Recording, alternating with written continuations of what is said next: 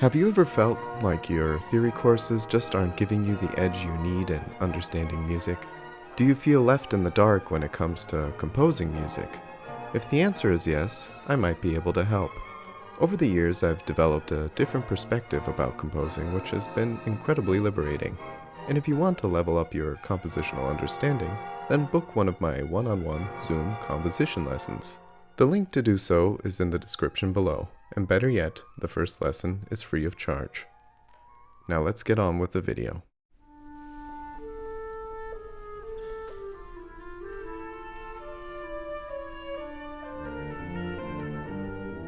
Pretty much every theory course you will attend will probably refer to parallel or consecutive fifths as one of the greatest crimes you can commit in voice leading.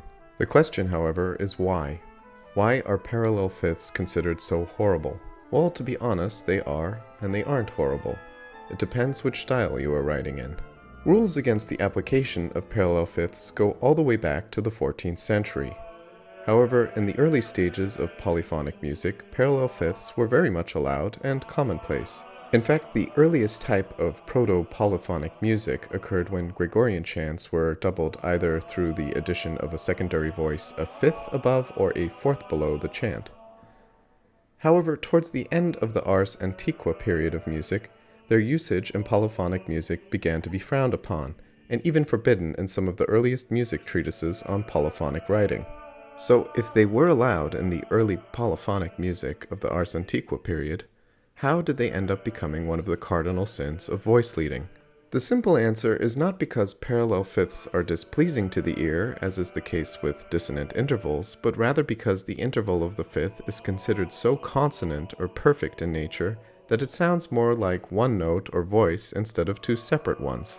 So thus, two voices moving in fifths will sound like one voice and thus are not considered to be moving independent of one another. This reasoning applies to the similar rule of parallel octaves being forbidden, which once again is because parallel octaves sound so consonant that they are no longer seen as independent voices, and thus the polyphonic nature of the music is diminished, as parallel fifths and octaves essentially sound like a doubling of one voice. Although I like to focus on classical music on this channel, I feel a great example of the phenomenon of parallel fifths sounding like one voice is audible in the opening riff to Black Sabbath's Iron Man, as an inattentive listener might assume this to be just one powerful voice, when in fact it's a series of parallel fifths.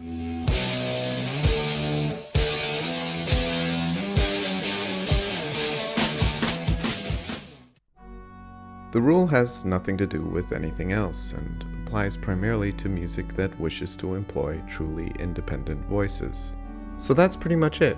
Never use parallel fifths and octaves, and you too can be a perfect contrapuntal composer of four-part chorales, just like Johann Sebastian Bach. Oh, yeah, about that. You know those chorales Bach wrote? The ones they show you in theory courses to demonstrate perfect adherence to the rules of four-part voice leading and counterpoint? Well, there's a problem.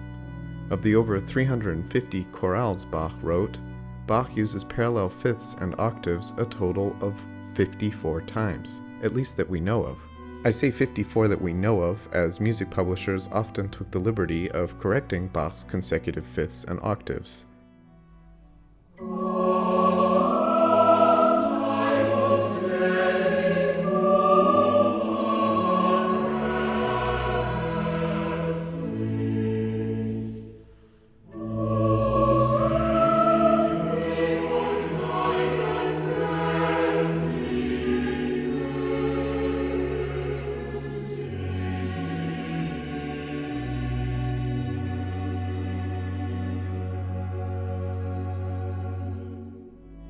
Whether Bach employed these parallel fifths or octaves on purpose, or if these were just simple errors, is unknown. I, for one, find it hard to believe that Bach would make these kind of errors while writing music. The man was one of the greatest contrapuntal composers to have ever lived. And considering I've had theory teachers who could instantly spot when I'd written a parallel fifth or octave, the idea that Bach just carelessly missed them when he wrote them himself is less convincing to me. But who knows, to be honest. Of the thousands upon thousands of measures of chorales Bach wrote, only 54 confirmed instances of parallel fifths or octaves is unfathomably low. So even if Bach intentionally used parallel fifths and octaves, he did so incredibly sparingly, showing even Bach considered their usage as more or less in bad taste. I'm saying this to prevent you from running to your theory teacher and saying, well, Bach used parallel fifths and octaves, so why did you mark my sloppy voice leading as incorrect? The point is not that they are forbidden, but that they are not conducive to writing music where all voices truly sound independent. If you use them intentionally, albeit sparingly, with the knowledge of why they are considered forbidden in some forms of music, you are likely to run into less issues as a composer. While parallel fifths are rare to find in contrapuntal music, they do appear more frequently in all periods of music in non-contrapuntal music where parallel fifths are considered less of a sin. Here are a few examples.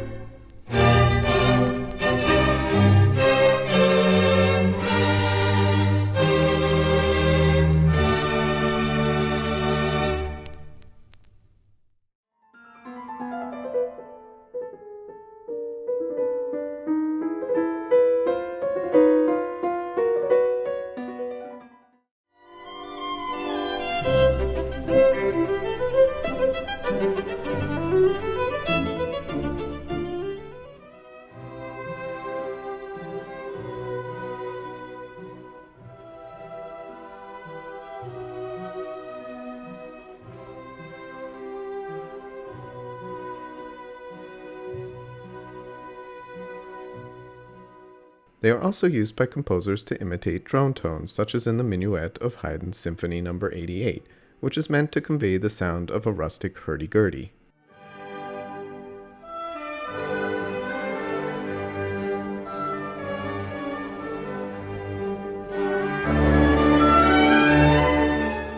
I feel these exceptions are important to show because so many theory teachers just flat out state that parallel fifths are always forbidden, and without context this rule might seem silly. However, parallel fifths were still employed less in non-contrapuntal music than parallel octaves, which became quite commonplace in the instrumental music of the classical period, and were used to strengthen the sound of one note. But even Beethoven used parallel octaves in his own contrapuntal music on occasion, demonstrating that parallel octaves can even appear in contrapuntal music. In instrumental and even choir music, parallel fifths made a comeback in the impressionistic music of the late 19th and early 20th century.